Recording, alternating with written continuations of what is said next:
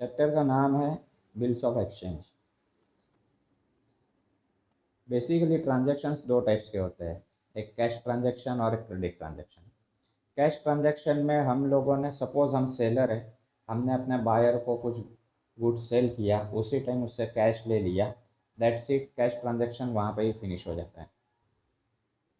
लेकिन credit transaction में future date पे प्रॉमिस किया जाता है कि फ्यूचर डेट पे पेमेंट होगा। सो यहाँ पर प्रॉब्लम आता है कि पेमेंट इन फ्यूचर अगर नहीं मिला तो क्या, तो किस प्रकार से आगे हम लोग प्रोसीजर करें। तो जब भी क्रेडिट ट्रांजैक्शन आता है तो क्रेडिट ट्रांजैक्शन में हम लोगों को प्रॉब्लम आती है, इन फ्यूचर आ सकती है, उसको टालने के लिए एक इंस्ट्रूमेंट साइन किया जाता है जो है बिल्स ऑफ एक्सचेंज। तो बिल्स ऑफ एक्सचेंज बेसिकली अगर देखें तो ये पूरा बिल्स ऑफ एक्सचेंज चैप्टर, ये पूरा कॉन्सेप्ट इस ट्रांजैक्शन को लेकर है। तो ये बिल्स ऑफ एक्सचेंज हमारे सिलेबस में जब एग्जाम में आता है, डिपेंड करता है पेपर का पैटर्न कैसा है, 10 मार्क्स, 12 मार्क्स, 15 मार्क्स, तो जितने भी मार्क्स के लिए ये आएगा तो इसका मेन जो होगा ये पूरे चैप्टर में जो शुरुआत होगी वो हमारे क्रेडिट ट्रांजैक्शन से होगी।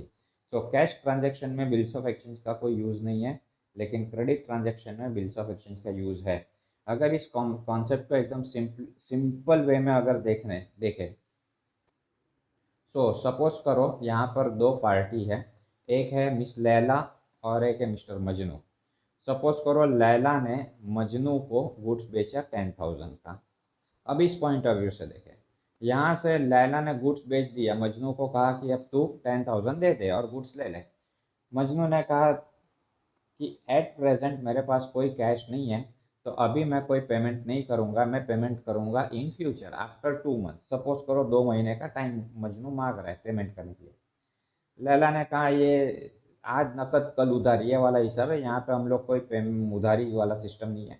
मजनू ने कहा भाई थोड़ा तो भरोसा कर ले। तो लैला ने कहा ठीक है, हम 2 महीनों का टाइम दे रहे, लेकिन इन केस आफ्टर 2 मंथ्स, आज तो आप गुड्स लेकर जाओगे, आफ्टर 2 मंथ्स अगर आप, जब हम पैसा मांगने आएगा तब आप कहोगे कि भाई आप कौन हो, तो फिर हमारे पास कोई प्रूफ होना चाहिए कि आपने हमारे पास से कुछ वैल्यू रिसीव की है, उसका पेमेंट आपने हमको करना है 2 मंथ्स के बाद।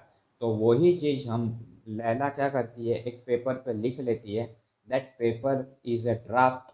उस ड्राफ्ट को वो मजनू को देगी, मजनू को कहेगी कि अब तू इस ड्राफ्ट को एक्सेप्ट कर कि तूने कुछ वैल्यू 10,000 की रिसीव की है और 2 महीने बाद तू उसका पेमेंट मुझको करेगा, ये एक्सेप्ट कर। सो मजनू उसके ऊपर साइन करता है और वो उसको दे देता है। Somewhat it is like this. यहाँ पर क्या हुआ, तो ये जो ड्राफ्ट था, यही ड्राफ्ट जब मजनू साइन कर लेता है तो वो बन जाता है बिल ऑफ एक्सचेंज। तो यहाँ पर जो बिल बनाया वो लैला ने बनाया, वो बिल ड्रॉ करके उसने मजनू को कहा कि अब तो इसके ऊपर एक्सेप्टेंस दे अपना। मजनू ने उसके ऊपर एक्सेप्टेंस दिया और उस बिल को उसने रिटर्न कर दिया लैला के पास। अब लैला के पास ये बिल रहेगा 2 महीने तक, यानी इसके पास एक प्रूफ रहेगा कि मजनू ने ये एक्सेप्ट किया है कि उसने मेरे पास से कुछ वैल्यू ली है और उसका वो पेमेंट करना बाकी है। तो ये एक लीगल इंस्ट्रूमेंट है in the court of law, ये एविडेंस के तौर पर भी काम में आ सकता है।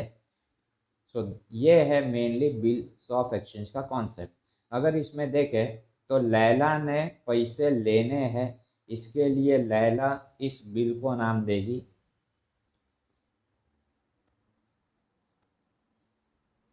बिल्स रिसीवेबल, और मजनू ने पेमेंट करना है, इसके लिए मजनू इसको नाम देगा, इसी बिल को बिल्स पेएबल।